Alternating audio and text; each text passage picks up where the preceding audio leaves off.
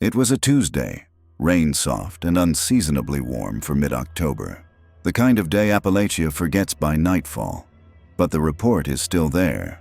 Yellowed, water-warped, sealed in a flat cardboard folder labeled Unresolved School Property, Mercer County, West Virginia, October. Onyedi, Bindokus Yuzkirk Sekes.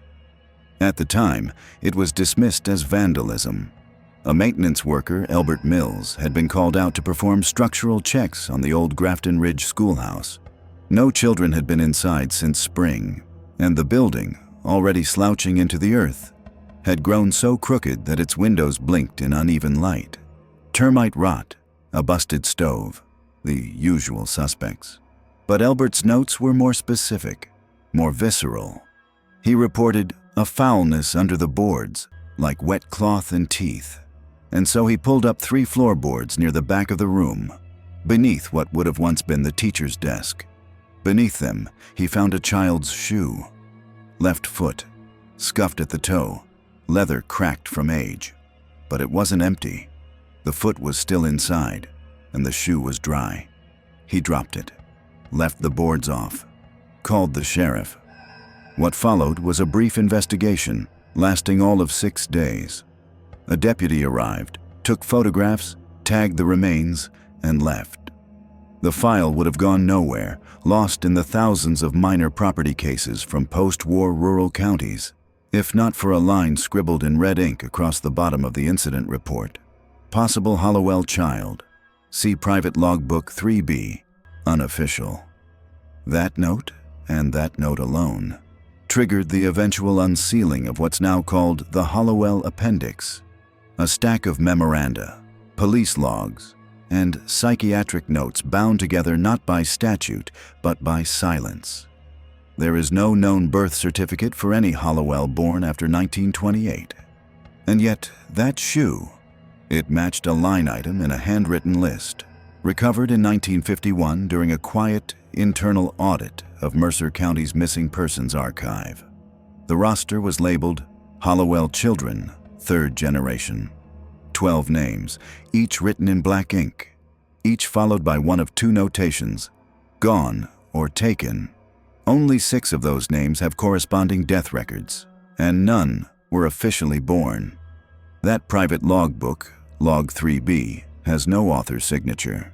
But the handwriting was forensically matched in 1993 to Deputy Carl E. Lassiter, a name buried in the department's personnel files until a Freedom of Information request dragged him back into the light.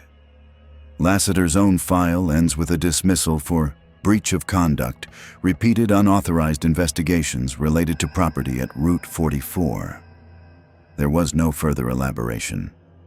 But a newspaper clipping from December 1952 shows Lassiter testifying in an unrelated arson case, and behind him, half obscured by the camera flash, is a folder with the word Hollowell, barely legible along the spine.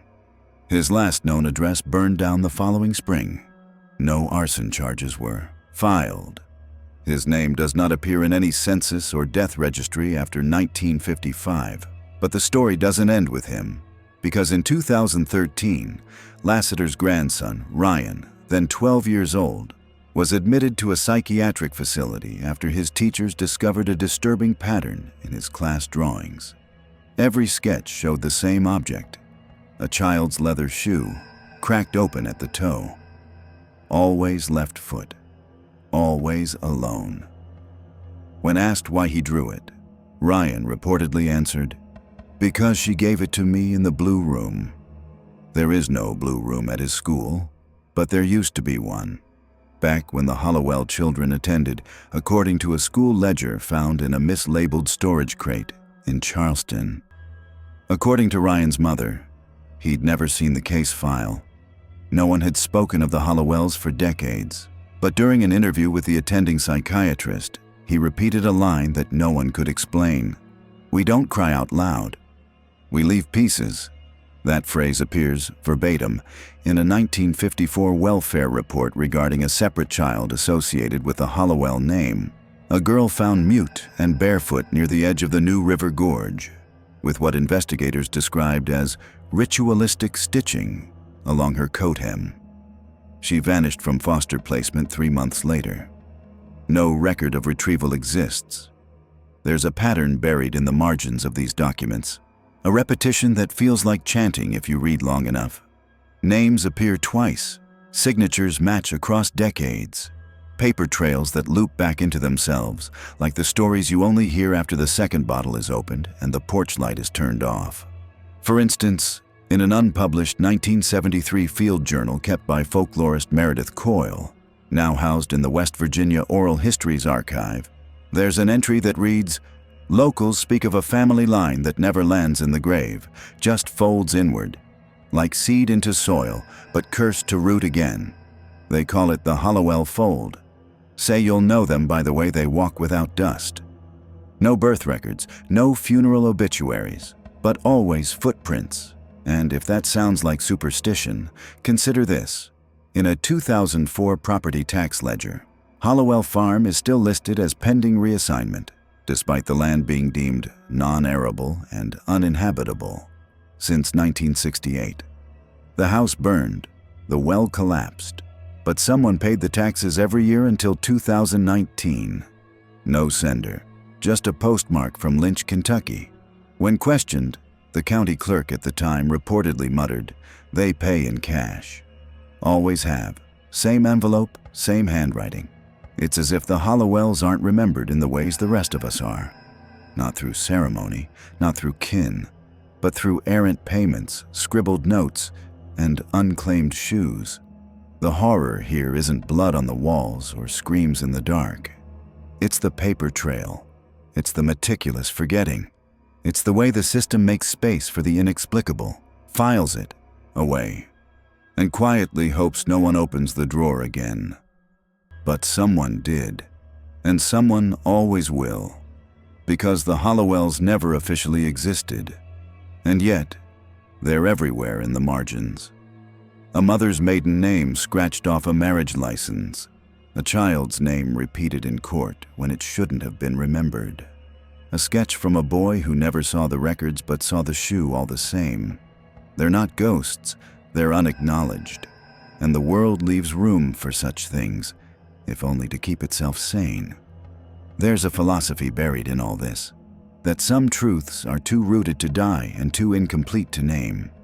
That memory isn't always inherited through words, but through unease, through dreams, through knowing that there was always supposed to be one more sibling at the table, and that if you listened closely, you might have heard them still rocking in the crib. You just didn't know their name. Until now. If your family carries the Hollowell name, if your grandmother warned you never to visit that one schoolhouse up the hill, or if you've ever dreamed of a room with no doors and smelled wool and milk gone sour, then write it. Let it be known. And subscribe, because the more we uncover, the more they try to reseal. And every comment brings another name back into the ledger. In the heart of McDowell County, West Virginia, where the hills rise like the backs of sleeping giants, and hollows run so deep they forget the sun, there's a place no modern map remembers. Welch Hollow. Not Welch proper, not the town with the courthouse and the Dollar General and the last flicker of municipal life. Number Welch Hollow. 2 ridges west of Route 83, beyond the logging switchback where the guardrail ends. No signage, no mileage marker, just a battered rust-colored gate chained halfway open, and the unmistakable feel that you've crossed a line, not meant to be uncrossed. Welch Hollow hasn't had a post office since 1938. The roads were never fully paved. The telephone poles were never replaced. Most county services stopped coming altogether after the flood of '41. The one that took the crossing bridge, 3 livestock pens, and half a dozen names from the school ledger. The McDowell Gazette described it, dryly, as an erasure event. But that was decades ago. What remains today is little more than outline. Bones of barns, a creek that bubbles without direction, and the low drone of cicadas that never seems to stop. And yet, according to the state property tax database, Welch Hollow still has 12 active parcels. 4 are listed as agricultural use, 8 as low-density residential, The odd thing, all 12 are tied to surnames with no known living descendants. Hollowell, Dorsey, Meeks, Avery, families that vanished from census rosters before the Second World War. Take parcel number 44A, for example. The state records listed as Hollowell Farm, 48 acres, pasture, 1 outbuilding, 1 residential. Structure, collapsed. Current status, under review. Ownership, unverified. The same phrasing appears every year from 1979 to 2023. Not a single update, not a single name. And yet, according to aerial flyover photos from the Department of Natural Resources, the field is still mowed. Not well, not evenly, but mowed. Ragged stripes along the edge of the ridge, circles cut into the brush as if avoiding something buried underneath. No footpaths, no tire tracks, just clipped grass where none should grow. When a local surveyor, Wilkins R. Glynn, was asked in 2002 about the upkeep, he reportedly laughed and said, "Well, the land doesn't mow itself, but maybe it just remembers how." That same year, Glynn's pickup was found burned out near the hollow's edge. No foul play was declared, just engine fire. But the vehicle's driver door had been shut from the inside. There's a phrase whispered by the few who still live within 10 miles of Welch Hollow. Mostly elderly women, mostly alone, and mostly unwilling to be recorded. They say, the land doesn't forget, even if the state does. Some of them remember the fire of '36, the one that swallowed the church, the general store, and most of the recorded births between 1920 and 1930. There was no known cause. Some blamed the furnace, others lightning. But what's curious isn't the fire itself. It's what burned with it. Half the township's paper records were stored in the church basement. Baptisms, marriages, medical reports, school files. The entire collection of midwife logs maintained by a nurse named Eliza Fenn. All gone. And the only surviving document, charred along its edge but still legible, was a funeral notice for 3 children buried on Hollowell land. No names listed, only the line, "Taken too soon, returned too early." The coroner's office denied ever issuing it. In 1961, a retired teacher named Lena Hartsfield gave an interview to the McDowell Gazette for a now-defunct oral history project. She had taught for 3 decades in the surrounding hills, most recently at Dry Creek Elementary, about 9 miles east of the Hollowell site. When asked why she left teaching so abruptly in 1957, she said, "You can't teach a town that doesn't sleep right. You give them books, and they forget the words, but give them silence, and they hum the hymn without ever learning it."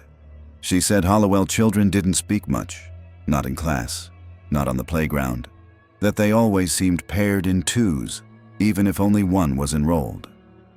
"I saw more shadows than shoes," she wrote in her final school report. A former substitute from the same era, Alma Rose Perry, recalled in a letter archived by the McDowell Genealogy Society, "There were always fewer desks than students, like some came only to listen. It is this silence, persistent, intentional, unnerving, that defines Welch Hollow now. People don't talk about it. GPS doesn't navigate to it.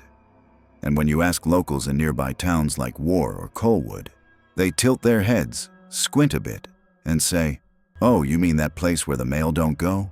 Because no mail route runs through Welch Hollow. Not anymore. And yet in 2015, a USPS employee sorting parcels in the Bluefield facility flagged a package labeled simply Hollowell Farm, Welch Hollow. No return address, no tracking number, just black ink in immaculate cursive. Inside the box was a single item, a baby's knitted cap, hand-dyed in faded blue. It was damp. And inside the fabric fold was a birth date, January 3rd, 1934. That birth date matches no child in county records, but it does match a gravestone fragment found in the Hollowell pasture during a soil inspection in 1986. County Logbook entry 402A describes the artifact as stone fragment, Carved Jan, 1934. No body, no coffin, no disturbance. Ground otherwise undisturbed. A volunteer historian with the West Virginia Genealogical Board once remarked that Welch Hollow is a story with only middle chapters. No beginnings, no endings, just the echoes. And that's what it feels like, standing there. Even now, when the wind dies down and the sound of insects pauses, you can feel it. That bone-deep hum of a town that no longer accepts visitors. That teaches without speaking, that buries without marking.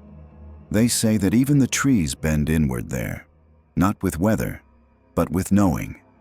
Because Welch Hollow isn't abandoned. It's concealed, half erased, a memory mid-blink. And somewhere in that silence, you start to understand the horror wasn't what happened to the children. It's that no one ever asked why they were born there to begin with. In an 1891 tax roll from McDowell County, under the yellowed tab for settlements adjacent to Mud Fork Ridge, the name Hollowell appears 12 times. 11 listings are marked head of household, with crude initials like R. Hollowell or M.W. Hollowell. One is different. The 12th entry simply reads, "For the child." No first name, no date of birth. Just a land allotment of half an acre, declared inheritance transferred via oral claim. No one knows what that means, but it's still listed, renewed automatically each year by the county's legacy parcel software, despite no taxes ever paid. The Hollowell name was once common in that part of southern West Virginia, but it's not common in the way Jones or Smith is common. It's whispered, like something you say when you're already halfway through a bottle and the porch light's gone out. Census forms from the 1920s and 30s show the Hollowells living in clusters, not in towns, but in pockets. Ridgelines, off-grid plateaus, bluffs where the road never goes. No house numbers. Sometimes not even structures, just tent cabin or canvas lean-to written in margins. One Hollowell was listed under the occupation column as Bible, marker. Another, birth catcher, non-official. That's the term used when a child enters the world without paperwork. In 1937, a regional midwife named Dorla Meeks filed a complaint with the state office in Charleston. It was about a girl named Orletta Hollowell, age unknown, who had been brought to her after a labor that had clearly already happened. Dorla told investigators that the girl insisted her baby wasn't lost, just hidden. Dorla's deposition is handwritten in pen that fades near the edges. Said the child was taken down behind the house and put in a barrel. Not buried, rocked. That's what she said, rocked. There's no record of Orletta after that interview. Her name disappears from all census, school, and health records. But a folded note appears in the 1938 minutes of the Southern Appalachian Obstetrics Committee. Scrawled in the margins next to the topic, non-compliant births, it reads, "The Hollowell way. They don't lose children. They store them." The 1940 census lists 4 Hollowell households in the broader Welch Hollow area. Curiously, all 4 entries have been redacted in the Digital Public Archive. Their information exists only in microfiche, the kind you have to request via a form that includes a warning about sensitive psychological content. One of those files contains an odd discrepancy. The household of Gideon Hollowell is marked as having 2 adults and 5 children, but beneath it, in barely legible handwriting, there's a second notation, sighting confirmed, 9 children visible during flood rescue. 4 unaccounted for by name. The rescue in question happened in May of 1940, when Mud Fork Creek overflowed after 4 straight days of rain. Newspaper clippings from the McDowell Recorder report a miraculous survival of the Hollowell property, the only household along that elevation not washed away. Photographs show the home intact, windows dark, shutters closed. A rescue worker named Travis Long is quoted saying, "Kids were there all right, but none of them spoke, not one, and they wouldn't look at you. Just kept swaying, like they was listening to something behind the walls." In 1942, The McDowell County School Board attempted to integrate a local education program for children in remote dwellings. Among the notes from the initiative, logged under Home Visitations, Ridge Properties, is a record from a school nurse named Rosetta Klein. She visited a Hollowell site near Crandall Bluff and wrote, "Arrived at midday. Smoke coming from chimney, no door on structure. Inside, 3 cots, 1 broken cradle, Bible page on wall nailed upside down. No one answered, but I heard humming. No words, just tune. Like an old hymn, wrong key. It made my teeth feel soft."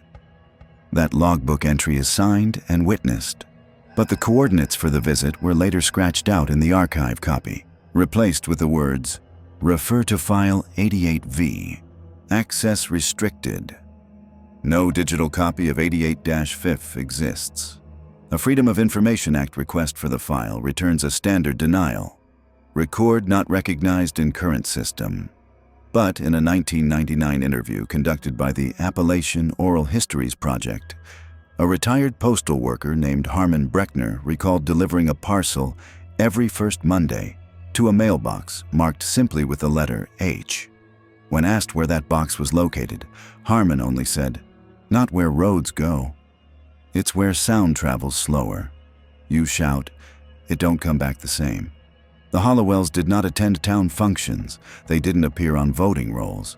But several marriage licenses exist from the 1910s through the 1940s bearing the name, almost all officiated by the same man, Pastor Reuben Tills of the Lesser Hope Chapel.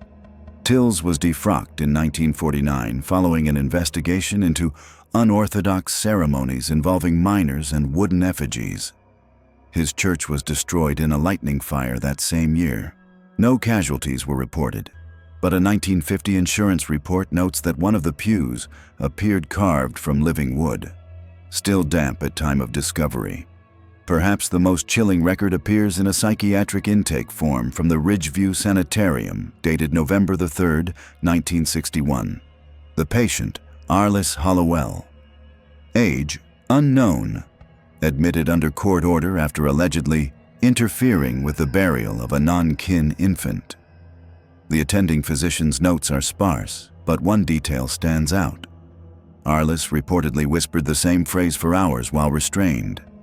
"Keep them still or they'll wake the dirt." When asked what she meant, she wept, and then she sang. The melody had no lyrics, but matched, almost note for note, the tune recorded from Rosetta Klein's 1942 visitation tape. A lullaby with no origin, yet repeated across decades, from mouths that had never met. Today, the Hollowell name appears in no local directory. It doesn't show up in census logs past 1981, but according to a 2004 voter registration anomaly flagged by a Charleston data audit, one individual, unnamed, flagged for address inconsistency, listed Hollowell Ridge as their place of residence. That place, as far as state cartographers are concerned, doesn't exist. Yet someone typed it, someone submitted it, and the handwriting matched an old form from 1957, a land dispute application filed by an Elva Hollowell regarding 48 acres intended for youth and rest. That land, of course, is the same parcel now referred to in county databases as undevelopable due to subsoil irregularities. Engineers who've tested the soil say it's too loose, almost buoyant, like something breathing beneath. A forestry intern in 2011 marked the field as oddly hollow. His report was submitted, never followed up on. There is no family like the Hollowells left in that part of McDowell County. No photos, no graves, but something remains. Not ghosts, that's too romantic. Not myths, those are shaped to fit the listener. What remains is quieter, like a breath behind the curtain. A name that once filled whole ledgers, now whispering just beneath the ink, and all it would take to hear it again is silence, long enough to listen.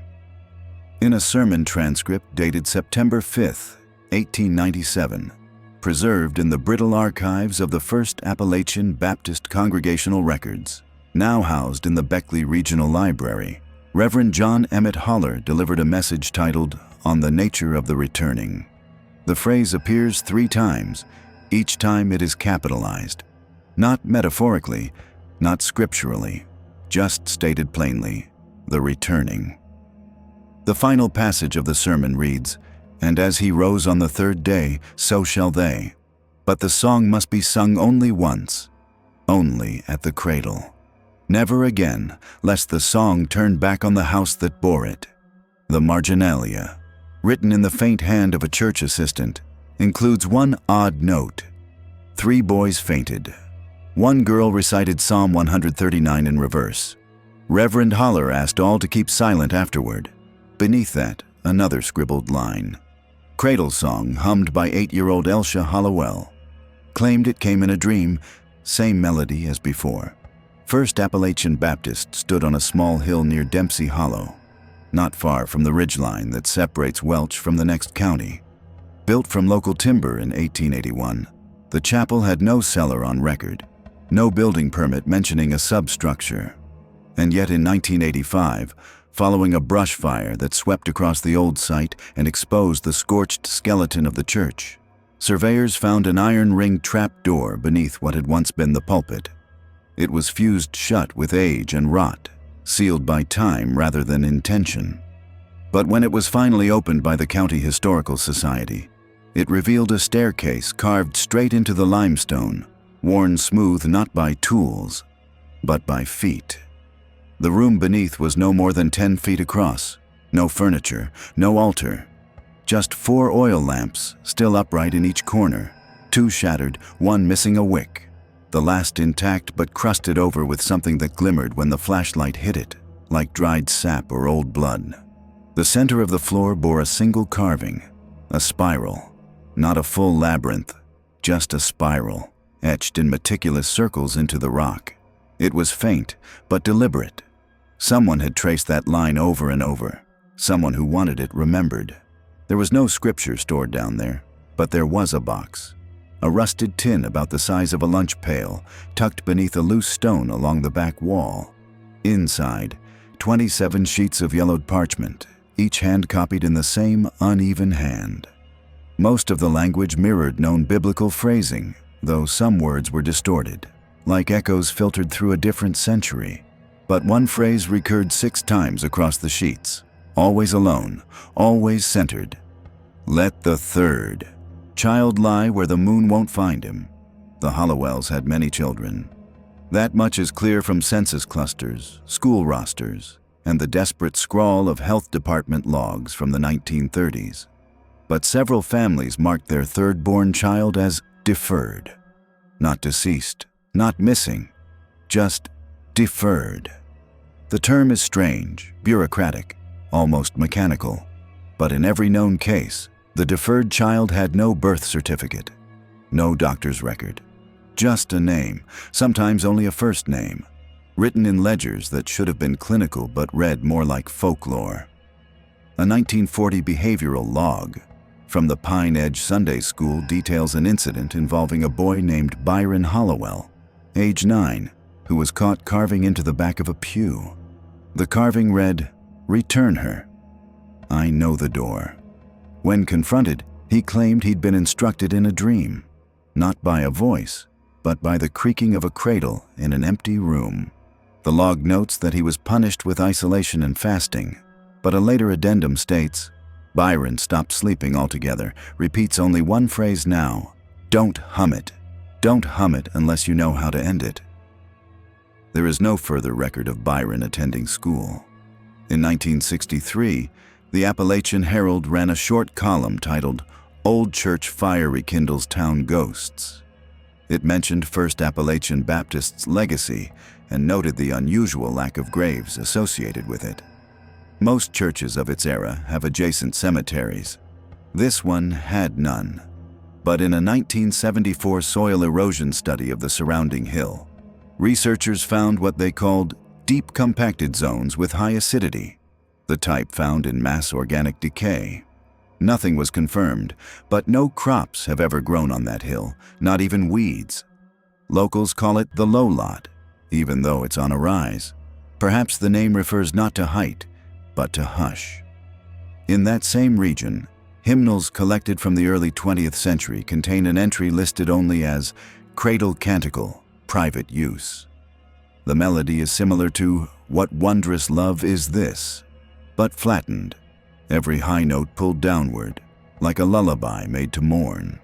According to a 1992 interview with Eleanor Speck, a musicologist studying Appalachian folk transitions, the canticle contained a verse that does not appear in any known Christian hymnal. If he cries, the bell will toll. If he sings, the crib shall fold. If he walks before the crow, bind his eyes and do not go. No origin is listed, no author claimed. In a 1939 entry from the Blue Ridge Pediatric Journal, a physician named Dr. Wendell Kearns recorded a visit to the Hollowell property following a community health mandate. He noted that the children seemed healthy but unnervingly synchronized. They did not speak unless prompted, and even then, they spoke in unison. His final note reads, "Ask them their favorite song." They hummed a tune I didn't know. Then the littlest girl said, "It's for going away. Only Daddy's allowed to finish it." The 1985 unearthing of the basement tin reignited speculation. A few weeks later, a local teenager named Tommy Merle went missing while exploring the ruins at night. His friends say he heard a humming, followed it into the woods, and vanished. Only his boots were found, sitting side by side on the spiral etching inside the basement chamber. No dirt, no blood, no trace. His case remains unsolved. A fragment of a burned ledger was found near the old pulpit platform during the fire cleanup. Most of it was illegible, but one line stood out. "To unsing the song is to open the door in reverse. Do not attempt unless the third has already lain still." Beneath it, initials, possibly RH, and a date, 1903. It's unclear whether the rituals practiced by the Hollowells were rooted in religious extremism, inherited trauma, or something older. A doctrine born from terrain, not theology. Some folklorists argue the returning song is a mutation of ancient funeral laments brought over by Scots-Irish settlers. Others suggest it's a fabrication, a town myth shaped by collective grief and coal-lung silence.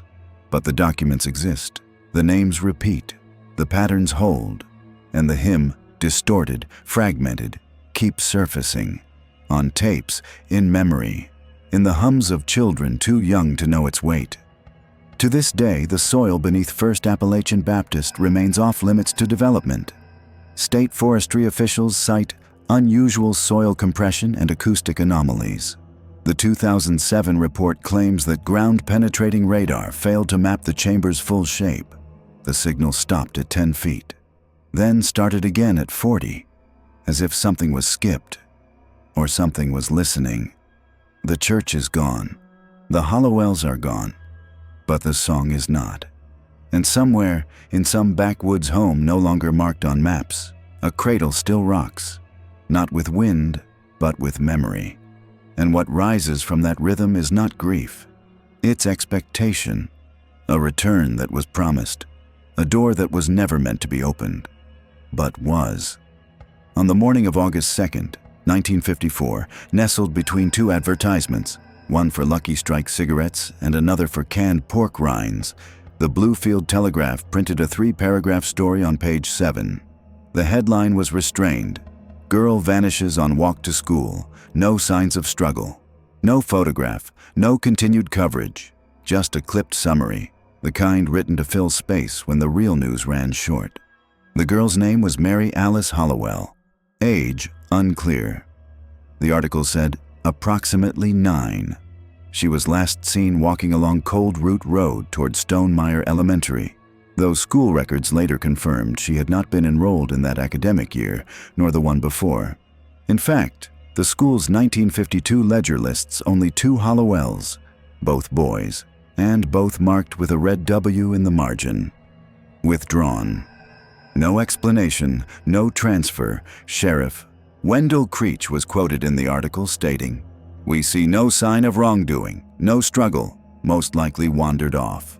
but an internal memo from the same office, recovered years later in a courthouse basement file labeled pending juvenile/1954/unresolved, tells a different story. Dated January 11, 1954, 7 months prior, the memo notes that Mary Alice's mother, Geneva Hollowell, had appeared at the sheriff's office just after dawn, barefoot, holding a woolen doll with its eyes torn out. She told the deputy on duty, a man named Ed Vance, that her daughter had been gone since the frost came early, which he interpreted as mid-October. She claimed Mary Alice had been taken upward, not taken away. She said she could hear her daughter humming at night, but only from the corner beams. Vance filed no report. His scribbled notes, found on the back of an oil company invoice, simply say, Geneva, unwell. Mentions music, eyes removed from toy, follow-up unnecessary. The barn behind the Hollowell house still stands, though it leans to one side like it's been whispering something it can't quite remember. In 1966, when Mary Alice's younger brother Caleb began showing behavioral issues at what had become the county home for children, a visiting psychologist named Dr. Glenna Resnick documented several of his sketches. Most were standard for a child with trauma. Trees without leaves, crooked houses, stick figures missing mouths. But one sketch stood out. It depicted the interior of a barn, meticulously drawn. On the rafters, a girl with dark hair, dress falling like torn paper, suspended above the hay floor, feet pointed straight down. The caption, written in a childish scrawl, read, "She watches me from up there. She wants me to be quiet." Dr. Resnick logged it as dissociative hallucination rooted in grief, but the drawing was passed to the sheriff's department after Resnick noted a strange detail. There were marks, long horizontal lines, along the support beams in the sketch. She hadn't seen the barn herself, but when an officer visited the property in April of that year, he found them exactly where the child had drawn them. 6 parallel scratches, spaced evenly, as if made by tiny fingernails dragged in rhythm. Not once, not frantically, but methodically, slowly. No animal in the region could have made those marks at that height. And they were old, weathered deep into the wood grain. The barn was padlocked after that. No reason was filed, but a maintenance log from the county lists it as environmentally compromised. Yet as recently as 1991, hikers passing through the adjacent forestry easement reported hearing humming near the structure, not from within it, but above it. One woman, Kathleen Breyer, claimed she saw a shape crouched like a cat on the roofline, then gone before it moved. Her statement was dismissed by rangers as a case of heat stroke. The official record lists it as a mirage related to altitude fatigue. In 1973, a sociologist from Morgantown named Elwood Finch attempted to write a paper on forgotten children of the Appalachians. His working title was Unfiled, Unfound. He spent 3 weeks in Welch Hollow, knocking on trailer doors and photographing abandoned playpens. One entry in his journal, dated July 22nd, reads, "Met old woman, refused name.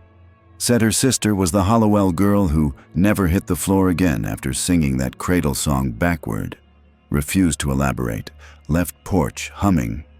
Finch never completed the paper. He died in 1981 from a stroke, but his research notes were donated to the Marshall County Historical Archive by his niece, and within them is a photograph labeled Hollowell Barn Rafters. The image is grainy, but one detail is unmistakable. What appears to be strands of long black hair caught in a nail, curled tightly, as if yanked free in one hard motion. No mention of it was made in Finch's writing. Just the photo, just that. There's a theory, one whispered among trauma counselors and regional social workers, that what happened to Mary Alice wasn't a disappearance in the traditional sense, that she was never missing because she never left. Not the barn, not the house, not the ceiling beams, that some part of her remained caught in whatever ritual the Hollowells had whispered behind basement doors, or sung into the cradles of their third-born children. Several psychiatric records mention a peculiar trait among Hollowell descendants. They reported hearing lullabies, ones no radio station or church service could verify, late at night, in walls, in attics, from dry drains or vent shafts. Always the same melody, always ending before the final note, as if it waited to be finished by a voice that hadn't spoken since 1954. There was no official exhumation of the barn, no state forensic investigation. The closest thing to an external inquiry came from a now-defunct Baltimore-based magazine called Rural Incantation, which in 1998 ran a 3-page feature titled "The Girl Who Fell Upward." The article blends myth and memory, quoting anonymous sources who say they saw a girl-shaped silhouette beneath the moon's arc above the Hollowell farm. One quote, attributed only to M, reads, "She sang until her teeth ached, and then she rose, like smoke, like punishment." In 2002, a foundation repair team surveying the Hollowell house for possible historical reconstruction refused to work on the attic joists. They cited non-compliant spatial geometry, a phrase not common in construction, but appearing in their invoice nonetheless. One note added by a team member reads, "Feels like someone's watching from the corner. We marked the beam. Don't remove it." That beam, marked with chalk and later laminated with resin by the State Preservation Society, bears a faint indentation, not a handprint, not a footprint, but something circular, the size of a child's eye, pressed deep, as if someone leaned their face into it and waited and watched. In the archived intake form of Ashgrove Asylum, dated March 17, 1971, there's a single line written in red ink, underlined twice. Patient insists this is not her first stay, but no record of prior admission exists.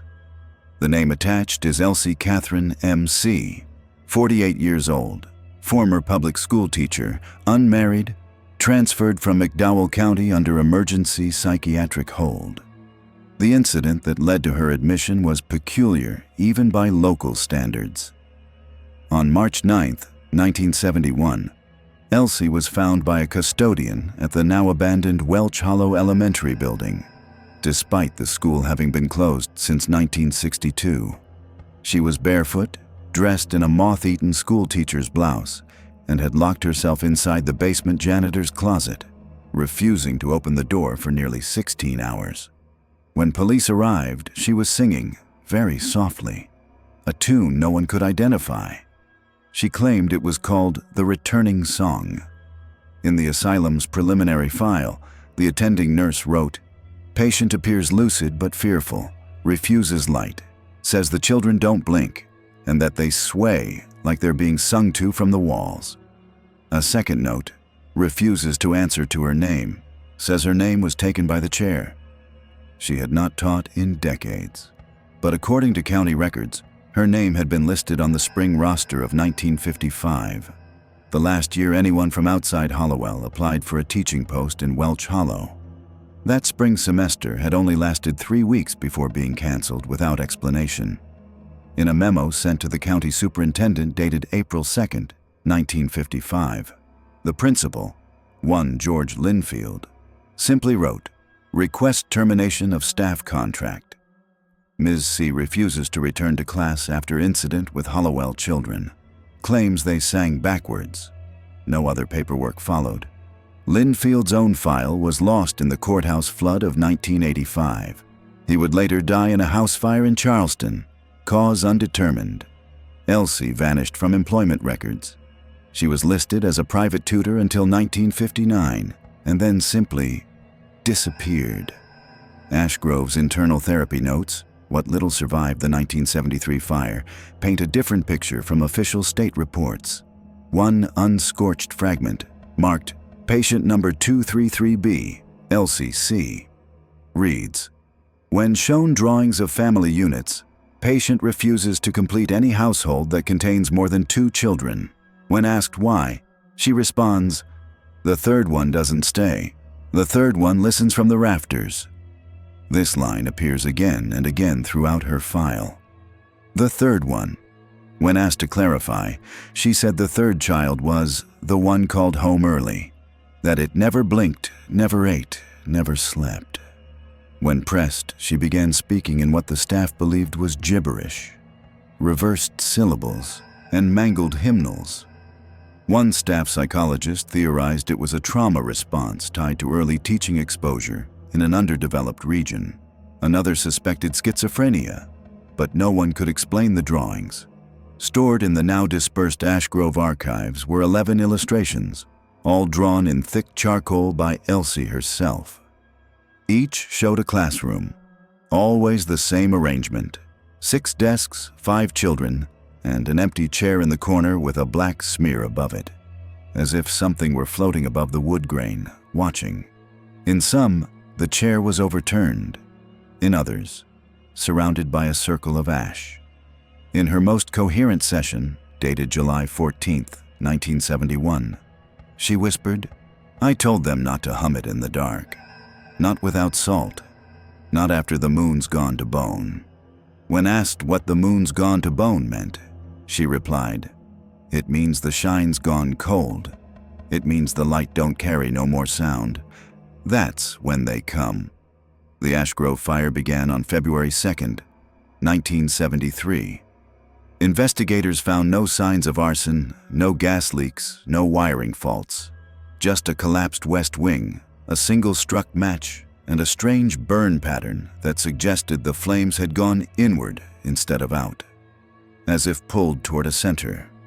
None of Elsie's remains were found. Some speculated she had been discharged earlier, but this is unlikely. Her last entry, penned by a visiting intern from Charleston Medical, dated January 28, 1973, reads, "Patient has not eaten in 3 days. Claims food turns to dust in her mouth. Requests communion. Refuses chapel. Says it has no doors." The same intern later told reporters off record that Elsie had become obsessed with a hymn none of the staff could identify. She called it "The Third Breath." When asked where she learned it, she replied, "They sang it beneath the boards when the pews were empty." That's when they learned to look up instead of forward. Welch Hollow locals rarely mention Elsie by name, but in 1994, a regional folklore publication, The Mountain Archivist, ran a feature on forgotten teachers of Appalachia. One contributor, a retired librarian from McDowell County named Margaret Sipes, submitted a letter recalling a teacher who refused to teach any child named Hollowell. According to Sipes, the teacher once told her during a field trip, "The third Hollowell child's always a ghost. Doesn't matter the year, or the mother, or the grave. It just comes back." In 2006, an amateur ghost hunting group from Roanoke visited the ruins of Ashgrove, still fenced off by state order. One video uploaded to a now-defunct forum shows a brief clip from their basement walkthrough. Near the far end of a corridor, the camera captures a spray-painted phrase on the scorched cement wall: "Don't hum it." No sound plays during the moment the camera passes that wall. The team reported no malfunctions, but the audio file for that 2-minute stretch was permanently corrupted, replaced with static. The same static that Elsie had described in her intake file as the sound between the words in the hymn. When a surviving nurse from Ashgrove was located in a 2012 oral history project, she was asked if she remembered patient 233B. The nurse, 90 years old and living in Beckley, simply shook her head. But after the recorder was turned off, she whispered, "They told us not to write it down. Said it was just a story. But stories don't melt crosses off chapel doors." And then she added, almost inaudibly, "She wasn't the first to say it. She was just the first to say it out loud." To this day, Elsie's name is missing from all official state registries of Ashgrove patients. Her birth certificate is intact, her teaching certificate verified. But between 1955 and 1971, nothing. As though the silence swallowed her in increments. The strangest artifact to emerge from her case came not from Ashgrove, but from an estate sale in 1987. A former orderly now deceased, had kept one of her notebooks. In it, a single phrase is written over and over, in increasingly unstable script. The third breath brings them back, and then beneath it, in smaller letters, don't let them sway. Because that was what she said they did, the Hollowell children. The ones who never blinked, they swayed. Not like they were sick, not like they were afraid, but like they were being sung to from somewhere deeper than the room, from the beams, from the walls, from the chair in the corner that never stayed empty for long. A chair no one bought, a chair no one remembered bringing in, a chair that appeared in every classroom photo from Welch Hollow Elementary, even when they swore there were only 5 students that day. And still, no one said her name. Not in the school, not in the town, not even in the files. Just the number 233B and a hymn they swore they never learned, but somehow always remembered. The last legal record of the Hollowell family property appears in the 1956 McDowell County Superior Court docket under case file CR1129, United States versus Hollowell Estate, unregistered gatherings. The details are sparse, only one line of explanation: recurring reports of unsanctioned religious meetings involving minors without guardian presence. The address listed was parcel number 3B, Burnt Hollow Ridge. The estate had no listed owner. The deed hadn't changed hands in 61 years. The complaint disappears entirely in the following year's docket. No dismissal, no ruling, no transfer. Just a break in the pagination and a stamp across the microfilm, redacted per section. 13. Cultural stability. At first glance, it sounds fictional, but Section 13B does exist, embedded in the 1955 Rural Social Integrity Act, designed to limit propagation of non-sanctioned traditions in regions of sociological fragility. It was rarely used, and when it was, it often meant something had frightened someone high enough to hide it. In the March 12, 1956 edition of the Pine Creek Herald, local journalist Paul Reddick published a short column titled Hollowell Meetings Under Review, Minors, Hymns, and Missing Permits. Reddick described hearing strange singing echoing from the woods behind parcel number 3B. He cited 2 unnamed witnesses who had seen children gathering barefoot in the cold around a white cloth suspended from the trees. One man said it wasn't cloth at all, it moved against the wind. A school nurse claimed she treated 3 students in the same week for nosebleeds and night terrors. Said the white thing watched them sleep, she told Reddick. He ended the article with a chilling line: either the Hollowells hold the oldest choir in the county, or something else is being worshipped in those woods. That was the last piece Reddick ever wrote. No retraction, no follow-up. His name never appears in the bylines again. He vanished from the Herald's staff roster by May of the same year. Locals recall he moved to Asheville. Others say he got sick. Something in his lungs, according to a former editor. But no death certificate has ever been filed under his name in any West Virginia or North Carolina registry. In 1999, while producing a short segment on Appalachian folklore for WVRC Public Access, a documentary researcher named Melanie Kerr discovered a misfiled microfilm canister at the University of Charleston's archival warehouse.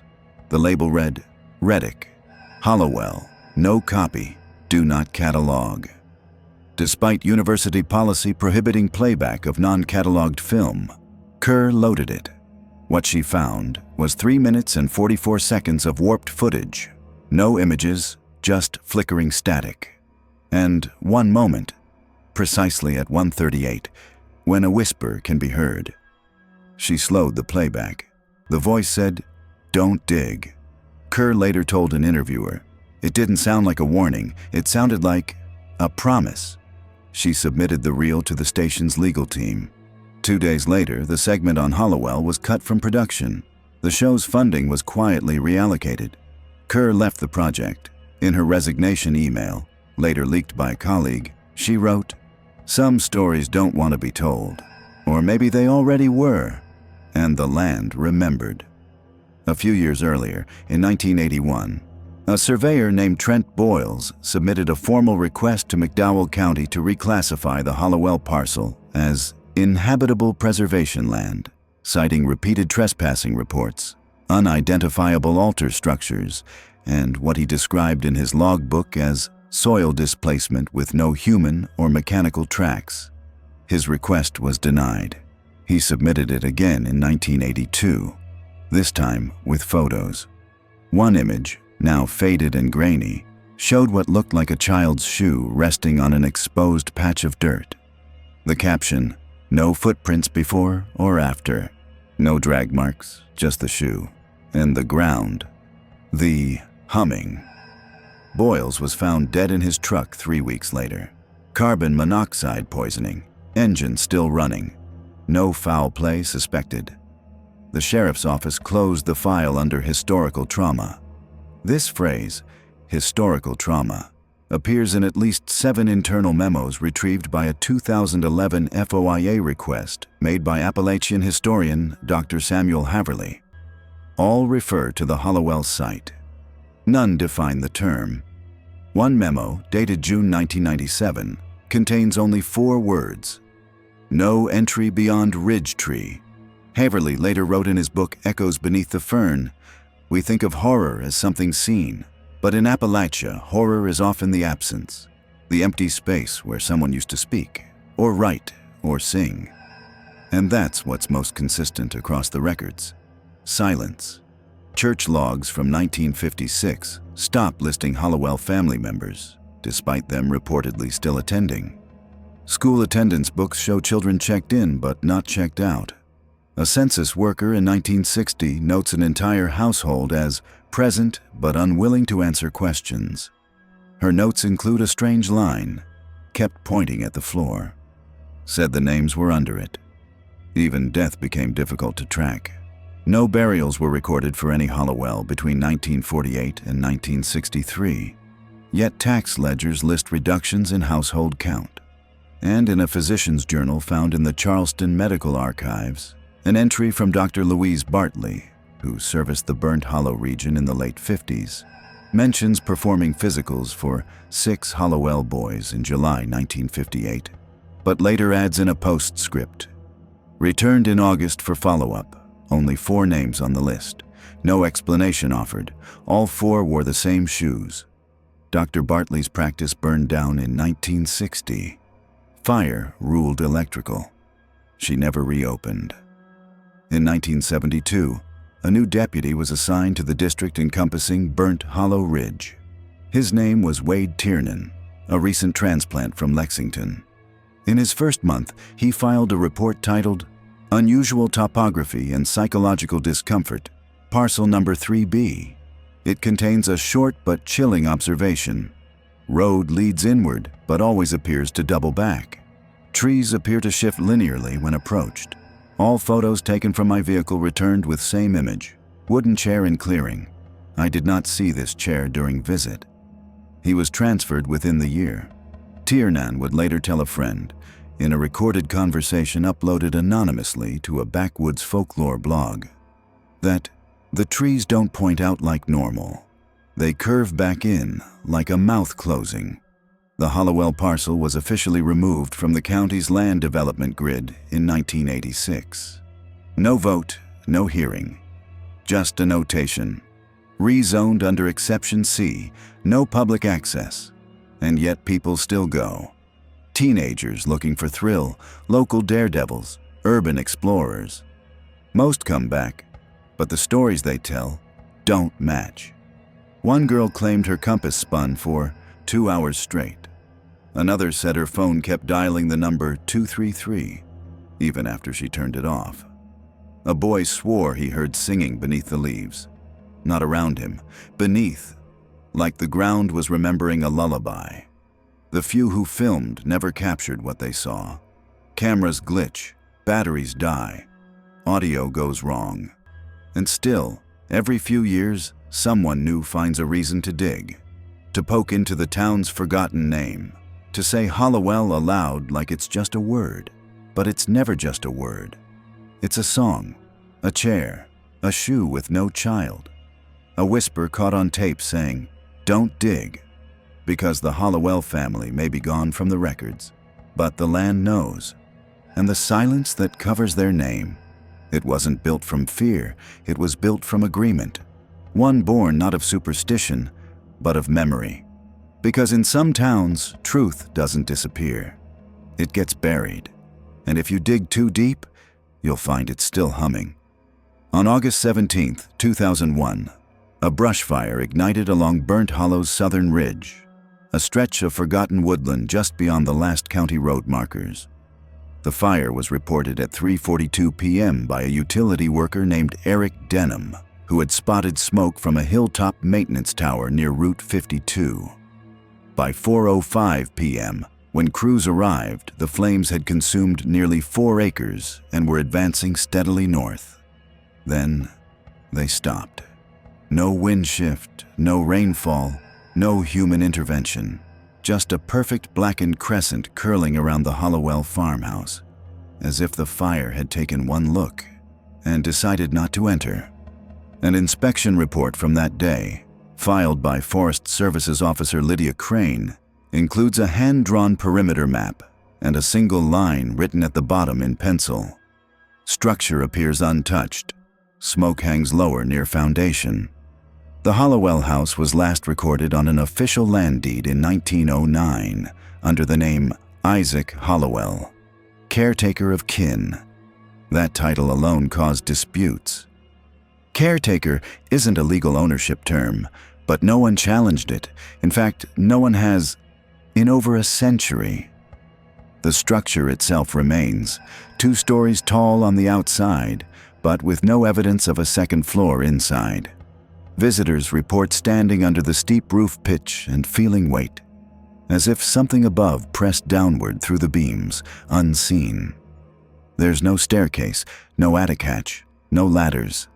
And yet every recorded description of the house, even from early surveys in the 1930s, includes the phrase, "second floor windows intact, curtains drawn." No one recalls ever opening them. The windows are always covered in pale muslin, rippling from within, even on windless days. Some claim to have seen silhouettes behind them, small, slow-moving. Others say the curtains occasionally part by hand, but the space where the face should be remains empty. Temperature readings taken in 2001 showed a 12-degree drop between the front porch and the entryway, despite it being a 93-degree summer day. Thermal imaging registered colder zones near door frames and corners, with one spot on the upper wall of the living room marked null, as in no temperature data at all. It didn't register as cold. It registered as missing. Visitors who've dared enter, mostly teenagers, urban explorers, and amateur documentarians, describe the same anomalies. Rhythmic creaking from overhead, like someone pacing in a nursery. Walls that exhale faintly, like sighs from inside the wood. And most disturbingly, the sound of a cradle rocking upstairs. But again, there is no upstairs. In March 2006, a teenage YouTuber named Kayla Marquette, posting under the handle at Witch Hazel Eyes, uploaded a teaser video announcing her trip to the Child Vanishing House in Hollowell, West Virginia. The channel had modest traction, makeup tutorials, folklore rants, and a growing Appalachian cryptid series. The Hollowell video was meant to launch her new segment, Truth Behind the Tales. Her last known footage, titled simply, "I'm Here, It's Real," was uploaded on March 21, 2006 at 2:03 a.m. The video begins with a shaky pan of the overgrown path leading to the farmhouse. She narrates calmly, but her breath is uneven. She comments on the silence, says even the bugs have gone quiet. At 3:16 into the video, she approaches the porch. A bird call startles her, the only natural sound captured. Then, the doorknob. She turns it. It opens without resistance. She whispers, "It smells like milk, old milk." The camera passes through several rooms. A sitting room with furniture dustless but cracked. A kitchen with dry, pristine plates set on the table, and a hallway that seems longer than the outside dimensions should allow. Then, around the 11-minute mark, she stops. The camera swings to the ceiling and she whispers, "I think I see a..." The feed cuts. What follows is 22 minutes of a humming lullaby. Slow, sweet, slightly off-key. It loops once, then distorts. The pitch bends. On the final loop, it plays backwards. The comment section is locked. The video has never been taken down. Kayla never posted again. Several attempts have been made to trace her last known location. Phone records show her signal last pinged from a rural tower between Burnt Hollow and Clarksfield. Her car was found intact in a gas station lot, keys inside, camera bag missing. Local law enforcement classified it as a voluntary disappearance, a phrase that appears 3 times in Hollowell-related files and almost nowhere else in the county's history. In 2013, a podcast episode from Echoline Paranormal featured a former WVRC employee who claimed to have viewed the original footage on Kayla's SD card before it was uploaded. According to him, the full video ran 41 minutes, but the latter half could not be transferred. He described scenes never seen online: a shot of the second-floor windows opening without sound, a shadow crossing the far wall that didn't have a source, and what appeared to be handprints forming on the inside of the lens. He quit the station 2 weeks later. In his final broadcast notes, he wrote, "It's not haunted, it's preserved, like the house is waiting for its song to be finished." The cradle-rocking sound has been captured by 3 separate ghost hunting teams since 2009. All recordings match in rhythm: a slow 2-beat creak, followed by a pause, then a metallic tap. One expert synchronized it with a 1902 lullaby titled "Sleep, Little Coalbird," a folk melody found in only one known hymnal, the Hollowell Family Songbook, archived at the Charleston Historical Society. Only one copy exists. Its pages are stiff with humidity and soot smell. The lyrics include lines like, "Don't open windows, don't follow feet. The ones who leave are ones you meet." The final verse is simply, "Sleep beneath the second stair." But again, there is no staircase. When architect Philip Dunn surveyed the property in 2015 as part of a private restoration grant, he noted a bizarre structural contradiction. Floor plans indicated a gap between interior walls and exterior shape, a missing volume of space. According to his report, the house is larger on the outside than it is on the inside. We are missing approximately 11 vertical feet and 40 square feet of usable area. He recommended infrared scans. They revealed nothing. But one corner, northeast, behind the parlor, appeared darker on every wavelength. Dunn reported feeling nauseated near that corner. He left early. The restoration was canceled. In 2019, a local history student named Jared Emmons tried to debunk the Hollowell house rumors on his short-lived blog, Myth Was Taken.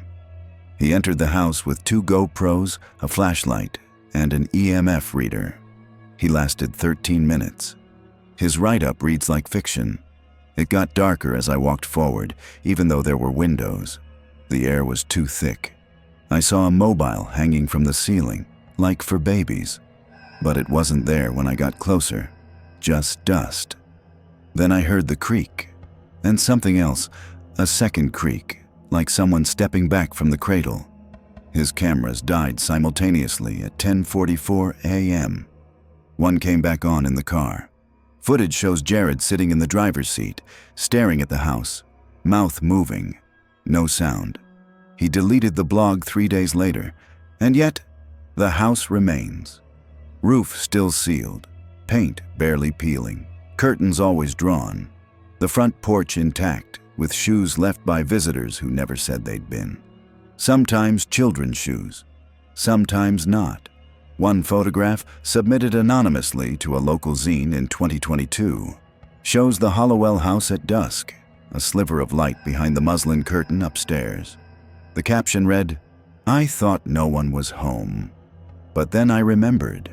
Some homes are always full. There's no explanation for why the house hasn't collapsed. No one maintains it. And every property record still lists the deed holder as caretaker of kin. No name, just a title. As if the house isn't owned, it's obeyed. They say that if you stand on the porch and close your eyes, you'll hear the lullaby begin again. But it won't be coming from upstairs. It'll come from behind you, where the cradle isn't, where the stairs never were, where the child who disappeared still rocks herself to sleep. On September 14, 1947, a routine inventory of school rosters in Roane County revealed something no one could explain. 5 students at Ridge Hollow Elementary, all between the ages of 6 and 9, had been attending classes without any registration from local addresses. Their surnames, entered by a substitute teacher named Mrs. Corinne Marshall, were all the same: Hollowell. No one had moved into the area. No new housing permits had been filed. And when the principal, Mr. J.B. Wentworth, questioned the children, their answers were simple. They lived in the house where the road ends, a location that, according to topographical maps, did not exist. Their names were as follows: Ruth Hollowell, James Hollowell, Miriam Hollowell, David Hollowell, and Baby Hollowell. The last entry confused the staff most. The child could not speak. She wore a muslin dress with no shoes and carried a wooden spoon everywhere she went. A spoon that, according to the school nurse, smelled faintly of spoiled cream. When the county investigator attempted to track their origin, he found something worse than a dead end. He found a falsified bus route. The driver, Harold Sims, had marked a rural detour on his sheet for safety reasons. But GPS analysis decades later shows that detour leads to a long erased path through Burnt Hollow, a former settlement destroyed by landslide in 1911. Sims left no written statement when he quit later that year. His resignation form simply read, "I will not drive through singing." No police report was filed. No follow-up occurred. The children stopped attending by December, and the 1947 Ridge Hollow Elementary yearbook contains only 18 class photos. The page that would have held grade 2 is missing. 2.5 decades later, in the winter of 1972, an LPN named Beverly Sloan filed 3 unusual delivery logs at Clay County Medical. All were stillbirths, 2 girls, 1 boy, born within 48 hours of one another. Each entry included the surname Hollowell, a known Appalachian variation often miswritten by county clerks due to local accent and lack of standardization. But that's not what concerned Beverly. It was the handwritten note in each of the physician charts, scrawled by different attending doctors, eyes open, smiling. The mother's name was listed only as Rebecca, no fixed address. Beverly would later tell her sister, in a letter archived by the Charleston Medical Association in 1988, that the children didn't look born wrong. They looked ready, like they had come back. She quit nursing 3 months later. In 1986, a torn, spiral-bound therapy journal was donated in a box of discarded clothing to a Goodwill in Charleston. It was placed in the discount bin, $1.25 for the full lot. It remained unsold for 3 days until a student named Tanya Neves picked it up, looking for old handwriting samples for her graphic design thesis. She opened the journal, read 3 entries, and took it directly to her professor. It is now preserved in the West Virginia Historical Psychological Archive under the label Journal Number 402-H. Author unknown. The most cited entry, dated July 9th, reads, "Client dreams of children swaying in rows, humming in harmony. Says the name Hollowell isn't hers, but feels like it used to be. She smells milk when she sings. Her hands rock back and forth even when she's seated. She is never alone in dreams. She wakes up tired, more tired every week." The next day's entry includes a sketch. It's crude, scribbled in blue pen, 4 children holding hands, a cradle behind them. 1 word etched into the side of the cradle. Again, there is no client file attached to the journal, no name, but the handwriting in the margin, different from the body, is dated years later, perhaps by a reader or archivist. It reads, "Blood remembers what paperwork forgets." Patterns like these form slowly over decades, like water carving into stone. They aren't declared, they whisper. In 1993, a genealogical researcher named Alan Crimley cross-referenced regional census data from 1910 to 1970 for a private client trying to trace maternal roots in Appalachia. Crimley found a string of anomalies, infants listed under surnames beginning with Hall, that appeared once, then never again. One family in particular, the Halliers, recorded a daughter in 1925. Birth certificate filed, no census listing in 1930. A note scribbled next to the 1926 property tax return reads, "Property abandoned. Toys remain." Crimley compiled the data into an informal booklet for his client. The client never responded. Months later, Crimley uploaded the file to an obscure archive site for preservation. 3 days after upload, the server was hit with a data corruption error.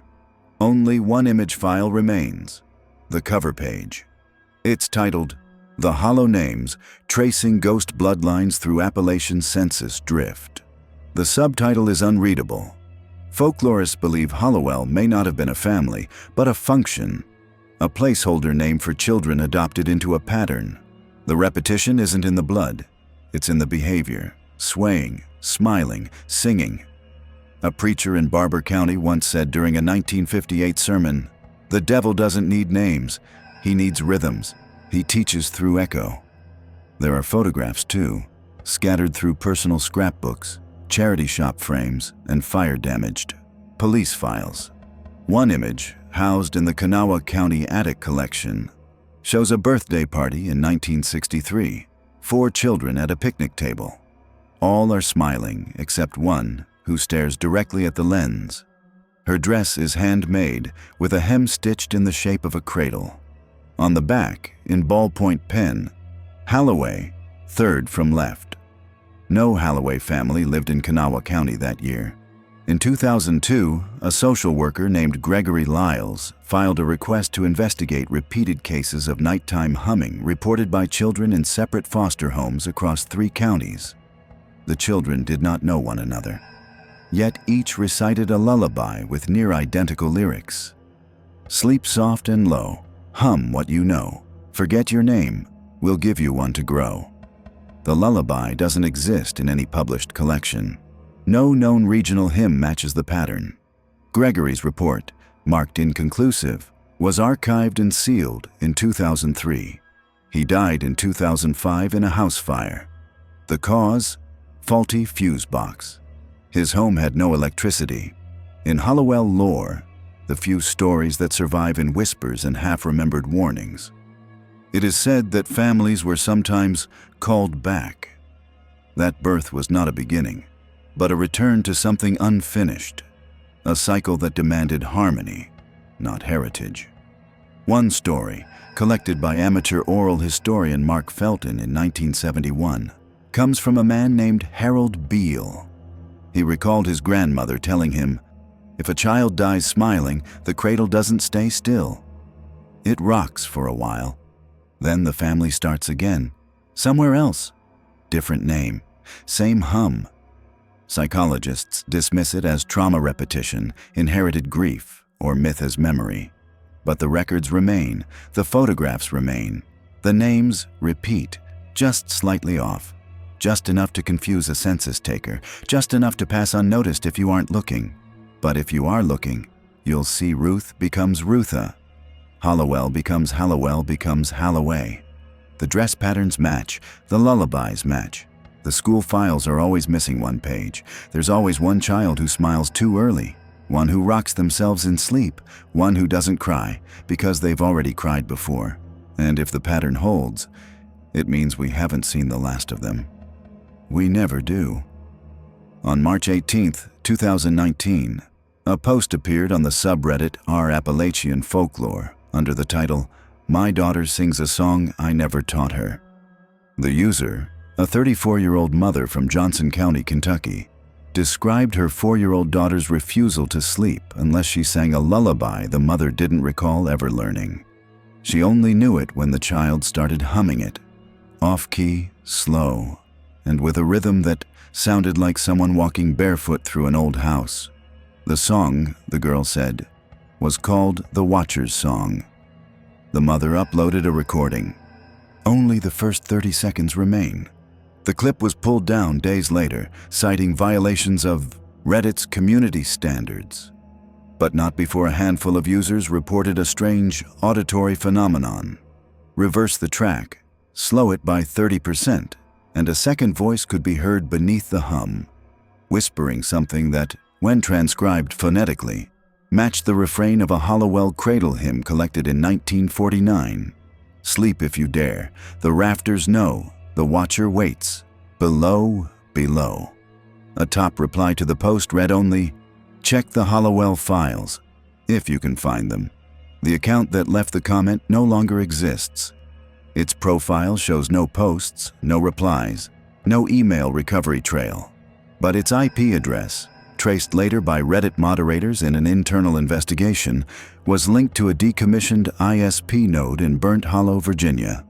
That node was permanently shut down in 2002 after an unexplained voltage spike fried every terminal on the line. There had been no active residents in Burnt Hollow for over 30 years. The original poster never updated her thread. Her username hasn't logged in since April 2019. Her YouTube account, linked in a previous comment, now shows only one video, a crayon drawing of a barn. People are hanging from the rafters. Their heads are upside down, but all are smiling. Beneath the image, a caption in shaky text, "This is where they wait." In 2023, just north of Beckley, West Virginia, a 7-year-old boy named Micah Lyles was reported missing by his parents at 3:41 a.m.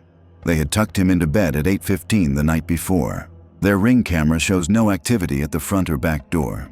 No windows opened, no alarms tripped. But at 4:17 a.m., a traffic cam on Route 19 captured a child-sized figure walking barefoot along the roadside. The boy was located at 5:02 a.m.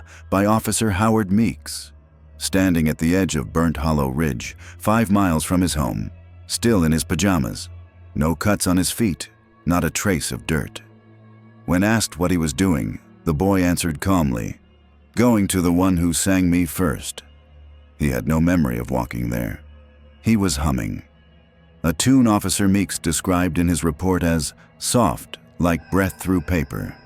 When replayed for child psychologists, the melody triggered nonverbal responses in 3 unrelated children, all under the age of 8. Including spontaneous swaying, lip smacking, and 1 case of involuntary rocking. Micah's family has since relocated. His name was changed in school records. His therapist, Dr. Lillian Gray, resigned from the Beckley Pediatric Center without explanation 3 weeks later. In her final submitted case notes, 1 line is underlined twice. He doesn't fear the dark. He misses it.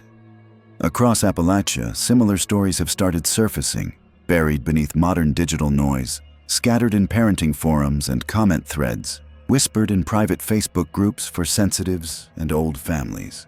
Children waking up with dirt under their nails. Children who won't speak during daylight, but hum when the lights go out.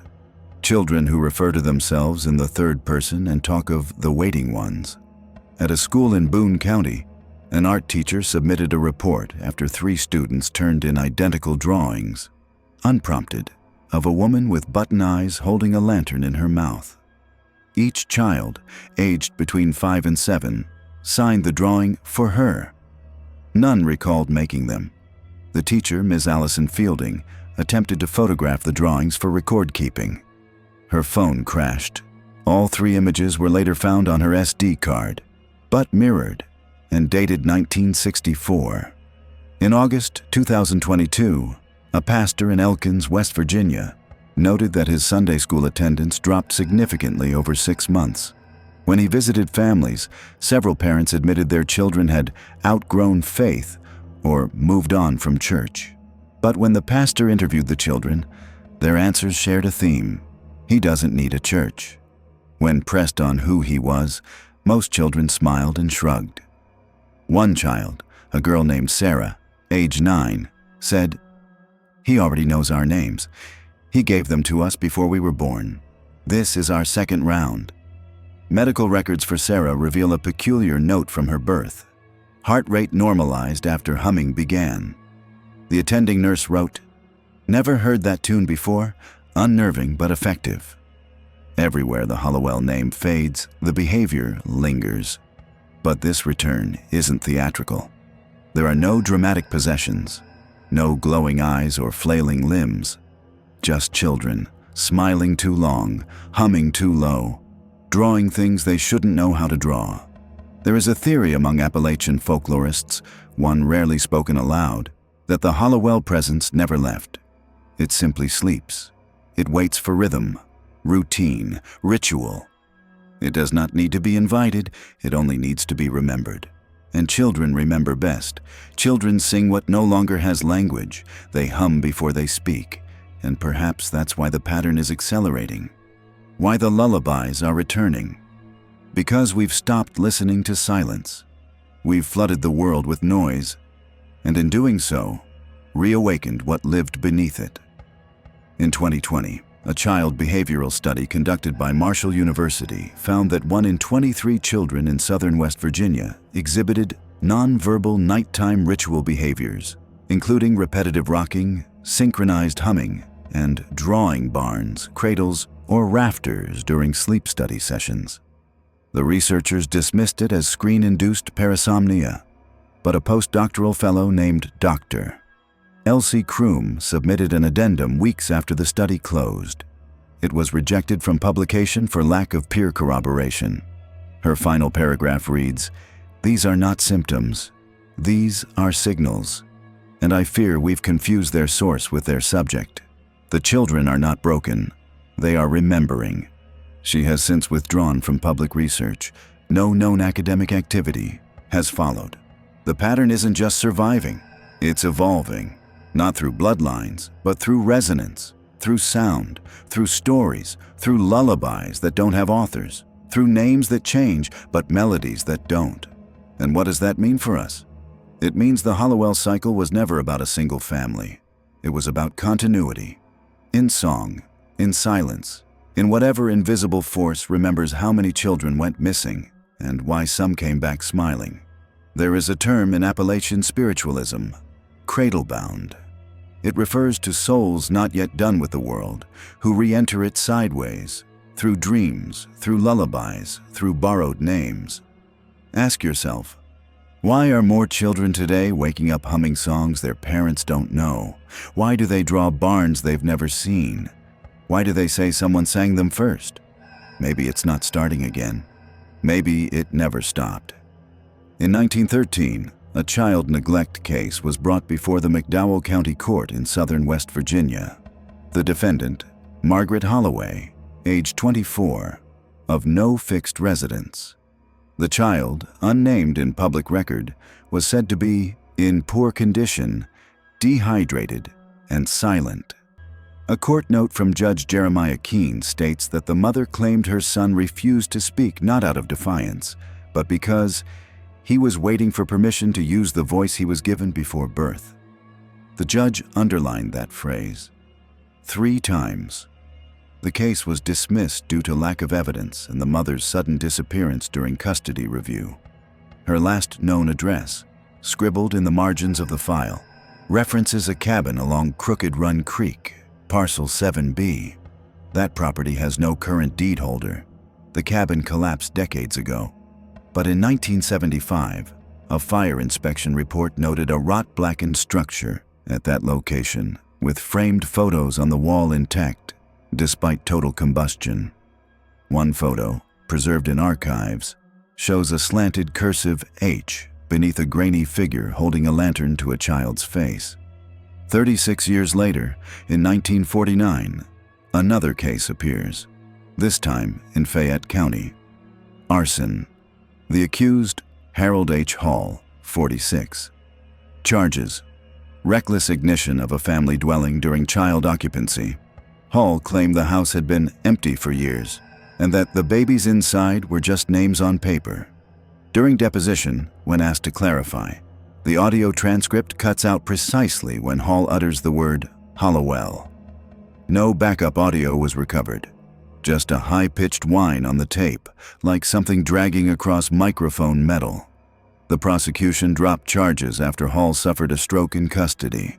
His handwriting on the confession slip matches Margaret Holloway's, identically. Same slant, same flourishes, same ink bleed into the page fibers, over a century of difference. Same hand. In 2020, retired forensic document analyst Loretta Grimsby conducted an unofficial review of 4 legal documents: the 1913 child neglect complaint, the 1949 arson file, the 1975 incident report, and a 2018 juvenile false identity case filed in Raleigh County. Each contained a signature: Margaret Holloway, Harold H. Hall, M.H., and simply H. The match was beyond dispute. She wrote in her summary, "All signs indicate single authorship across 105 years. This is not forgery. This is repetition." The last document, from 2018, is especially disturbing. A 12-year-old girl, arrested for attempted theft of school records, was processed under the name Mira Holland. When staff attempted to fingerprint her, her hands were cold but showed no dermal ridges, only faint etchings resembling letters. Her interview transcript includes the following note: "Child answers all questions except when asked her surname. Each time she tries, audio cuts out or skips to unrelated questions. That tape, like all others where the word Hollowell is uttered, is now archived as damaged, unusable. And yet these disruptions are always surgical, precise. They only affect that name." This phenomenon was first hinted at in a 1963 legal training guide for rural clerks. A marginal warning reads, "When name repeats across generations without date anchor, verify ink source and question memory of witnesses. Beware record shadows." The phrase record shadows appears nowhere else in legal literature, but in Hollowell-related files, the pattern is consistent. Signatures identical, audio warped, case details recursive, always involving children, always involving silence, always ending without resolution. One judge in a 1986 juvenile guardianship appeal scribbled in the margins, "This name does not die, it duplicates. To duplicate is not to survive, it is to overwrite." In 1999, a clerk at the Mingo County Courthouse discovered a discrepancy while digitizing old files. A case from 1921, listed as infant abandonment, Holloway, was not on the microfilm. But when she reloaded the database later that evening, the case appeared, not under Holloway, but Hollowell. Same file number, different date, different defendant. No update record. The digital signature on the new file? A single H, same hand, logged as input at 3:13 a.m. when the office was locked and empty. Security footage for that night shows no motion, but at precisely 3:13, the fluorescent hallway lights flicker. One bulb above the records room bursts. Maintenance report filed that morning noted burn smell, not of wiring, more like wet leaves or singed linen. The Hollowell name does not persist the way other names do. It is not simply remembered. It rewrites. It replaces. Speak it and the record reforms. And this extends beyond paperwork. In 2021, a podcaster named Eric Draves uploaded a deep dive into Appalachian unsolved disappearances. During post-production, he noticed that each time he tried to say Hollowell, the audio file skipped. Not corrupted, just deleted from the waveform. He tried overdubbing the word by mouth, by voice to text, even by typing it out on screen. Every method failed. Exporting the file would crash the software. He uploaded the episode without the name. The gap in audio became infamous. A chilling moment where his sentence simply falls silent mid-thought. Viewers flooded the comments. Why does it feel like someone's watching during that silence? My cat freaked out when that part played. I swear I heard humming under the blank. 3 days later, the episode was pulled for violation of undisclosed sensitive material. Draves posted a follow-up video explaining the error, but in it, his lips moved differently from the voiceover. When slowed, his actual speech matches the rhythm of a Hollowell hymn recorded in 1946, a lullaby believed to have no surviving melodies. That lullaby's lyrics included a haunting refrain: "Say my name and lose your tongue. Write it and your hands won't age." Researchers have dubbed the phenomenon archival entanglement, a theory suggesting certain names or symbols don't just persist in history, but actively reshape how history remembers them. That every utterance is not additive, but corrective. That the name Hollowell isn't being carried through time, it's carrying time with it. So what does it mean when a name rewrites the record? It means truth becomes volatile, dates drift, authors vanish, and children whose names never made it to census forms are suddenly in photographs, standing in the back, just a little too clear, a little too recent. It means court transcripts from 1913 can contain a signature from someone who hasn't been born yet. It means deposition audio from 2023 can cut out exactly the same way it did in 1949. It means the name isn't remembered, it is remembering. They say you can burn a birth certificate, but you can't erase a name if it doesn't exist in just one place, if it's not bound to one voice or one hand, if the name is a mirror, not a label. And if the Hollowell name truly duplicates, if it's less a surname and more a signal, then every time you whisper it, every time you read it on a page, every time you feel your throat tense at the memory of it, you're not calling something back, you're letting it continue. In September of 2022, inside the temperature-controlled basement archives of the West Virginia Historical Preservation Trust, a student intern named Elise Montague was cataloging misfiled land grant records from the early 20th century. She had been tasked with cross-referencing property tags with digitized indexes, a process considered so dull and repetitive that it was often given to unpaid interns. That's when she noticed the envelope. It was unsealed, untagged, and unnumbered. A thick, stained manila folder slipped between 2 mining survey reports from 1912. The front bore no stamp, no agency seal, just 5 words in red grease. Pencil. Do not index. Hollowell. The handwriting was jagged and oddly spaced, as if written by someone unfamiliar with the act of lettering, or perhaps afraid of finishing it. Elise, assuming it to be a simple preservation backlog, opened the envelope and was met with an item no one expected to find, least of all in an archival warehouse meant for deed logs and parcel diagrams. Inside was a child's dress, pale blue, hand-stitched cotton, faded at the seams but untouched by mildew or time. There was no smell, not of dust, not of cedar, not even of fabric. Just silence, like something that had been hidden long enough to shed even its own memory. Sewn into the hem was a tag embroidered with one word, M. Hollowell. Pinned to the neckline with a rusted baby safety pin was a slip of paper, brittle but intact. On it, written in graphite and barely legible beneath the grime of decades, was a single coordinate string, 38.365.211, negative 81.022879. The spot, when plotted, landed in a part of Fayette County that no official map lists as accessible. No road leads there.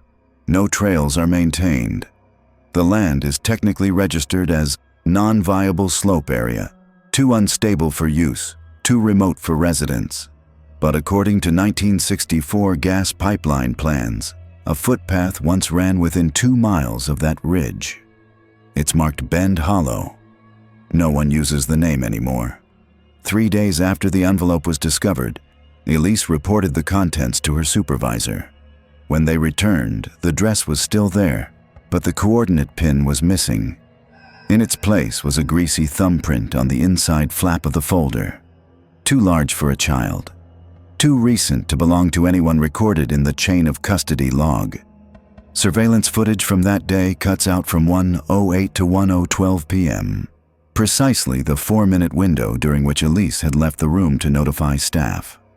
What's worse is that when Elise returned the following morning to recheck the garment under UV light, it no longer cast a shadow, not against the wall, not on the table.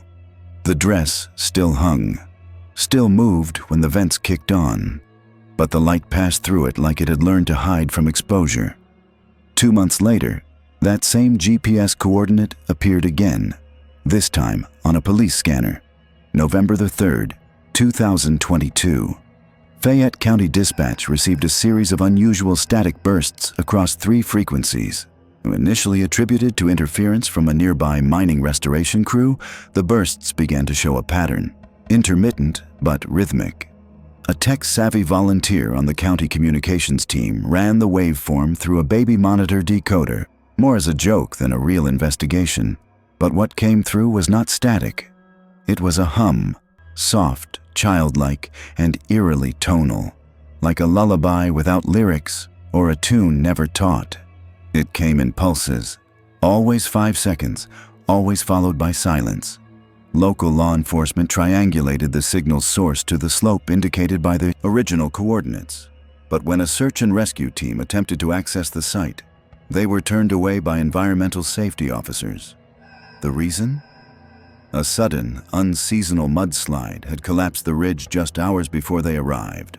The collapse was described as unnatural in form, downward and inward, according to a hazard report filed by landslide surveyor Kenneth Elridge. His notes also mention an odd detail: no displaced trees, no debris scatter, entire slope pulled in toward center, like something exhaled from below. Elridge refused to return for a follow-up site visit. His wife later posted anonymously on a public emergency worker forum, writing, "He said it wasn't a collapse, it was a seal." No public explanation was given. No further scans were done, but amateur radio enthusiasts continued to pick up the baby monitor signal on scanners well into January. The hum never changed. The frequency never drifted. It would vanish for days, only to return at dawn, always at dawn, and always the same 5 seconds. And then it stopped. The very day Elise Montague left the Historical Preservation Trust. Her departure was unannounced. Her dorm emptied. No withdrawal from classes. No missing person report filed. Only a handwritten note taped to the inside of her desk drawer, made out to no one. They don't go missing. They're kept. Written in what lab techs later confirmed to be soot. The investigation into the envelope's origin stalled. There was no file number to reference, no sender, no return address. And the archives log, when rescanned, no longer listed the file Elise claimed to have been indexing when she found the folder. But records from 1941 do list a missing property ledger numbered 77H, once used to track backwoods family homesteads lost during the Great Depression. The Hollowell cabin was among them. Coordinates almost identical, and tucked into the same archival batch, misfiled under damaged survey maps, was a single typewritten page with no author. The title, Retention Protocol, Rural Offspring Custodial Exceptions. The last line, Preserve garments for binding. Soot is the only ink that remembers. No one knows who wrote that line. No one knows how many other names have been erased, rewritten, or rewritten again beneath the weight of it. What we do know is this: the Hollowell children never made it to adulthood. Not officially, not on census lists, not in obituaries, not in gravestones. But their lullaby lives in the static of baby monitors. Their hymns leak through power lines during lightning storms. Their names echo in the way certain back roads refuse to stay paved, as if the land remembers better than the people. Some stories don't fade, they retract. And the ones we weren't meant to know, they don't end, they seal. So if your family has stories they won't tell, if the name Hollowell ever came up in a whisper your mother denied hearing, if your child sways in their sleep to a rhythm you've never sung, then write it.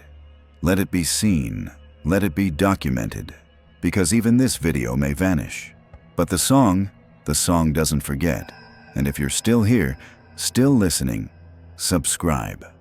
Not to us, but to the file, the one they tried to bury. Because buried things don't stay gone, they hum.